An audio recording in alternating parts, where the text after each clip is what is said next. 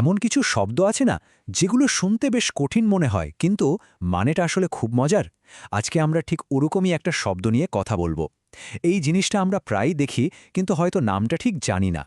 ধরুন একটা মুভি দেখছেন, সেট করা হয়েছে সেই মধ্যযুগে, তলোয়ার বর্ম ঘোড়া সবই আছে, আর হঠাৎ দেখলেন একজন নাইট তার বর্মের ভেতর থেকে একটা স্মার্টফোন বের করল। কেমন লাগবে ব্যাপারটা? এই যে একটা অদ্ভুত ভুল, এটাকে কি বলে জানেন? হ্যাঁ, এই জিনিসটাকেই বলে অ্যানাক্রনিজম। মানে যখন কোনো কিছু, সেটা কোনো জিনিস হোক বা কোনো ধারণা, তার নিজের সময় থেকে ছিটকে অন্য কোনো সময় গিয়ে পড়ে, তখনই আমরা এটাকে বলি অ্যানাক্রনিজম। তো চলুন এই অ্যানাক্রনিজম ব্যাপারটা কি সেটা নিয়ে আরেকটু ভালোভাবে কথা বলা যাক। জিনিসটা কিন্তু আসলেই ইন্টারেস্টিং। সোজা বাংলায় বললে অ্যানাক্রনিজম মানে হলো সময়ের গরমিল। মানে এমন কোনো জিনিস, ঘটনা বা ধরুন কোনো প্রথা যেটাকে ভুল কোনো ঐতিহাসিক সময় দেখিয়ে দেওয়া হয়েছে।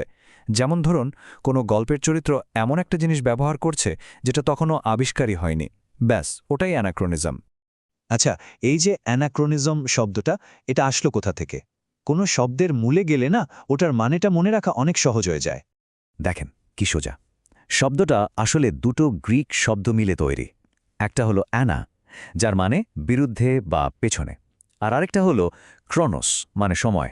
তো দুটো মিলিয়ে কি দাঁড়ালো? অ্যানাক্রনিজম মানে সময়ের বিরুদ্ধে। ইন্টারেস্টিং, তাই না? এখন একটা খুব কমন ভুলের কথা বলি।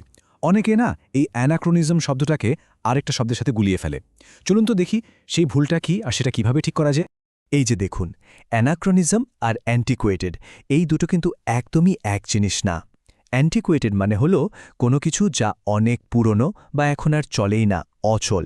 কিন্তু অ্যানাক্রনিজম হলো যখন ওই পুরনো বা অচল জিনিসটা ভুল সময়ে ভুল জায়গায় দেখানো হয়। তার মানে পার্থক্যটা এখন একদম পরিষ্কার, তাই না? একটা পুরনো জিনিস তখনই অ্যানাক্রনিজম হবে যখন ওটাকে একটা আধুনিক কোনো কিছুর মধ্যে এনে দেখানো হবে। সব পুরনো জিনিস কিন্তু অ্যানাক্রনিজম নয়। আচ্ছা, তো এই শব্দটা সহজে মনে রাখার জন্য কি করা যায়?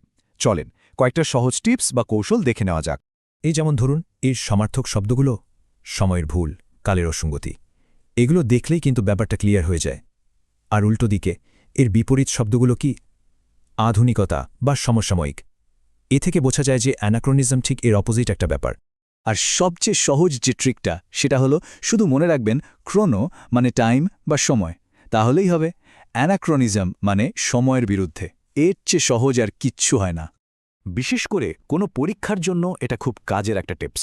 যদি প্রশ্নে দেখেন লেখা আছে এমন কিছু যা ভুল ঐতিহাসিক সময়ে রাখা হয়েছে, তাহলে আর কিছু না ভেবেই উত্তরটা হবে অ্যানাক্রনিজম। তো এখন তো অ্যানাক্রনিজম কি সেটা আমরা জেনে গেলাম। এরপর থেকে যখন কোনো মুভি দেখবেন বা বই পড়বেন, একটু খুঁজে দেখার চেষ্টা করবেন তো আশেপাশে কত অ্যানাক্রনিজম লুকিয়ে আছে। বেশ মজার একটা খেলা কিন্তু হতে পারে, কি বলেন?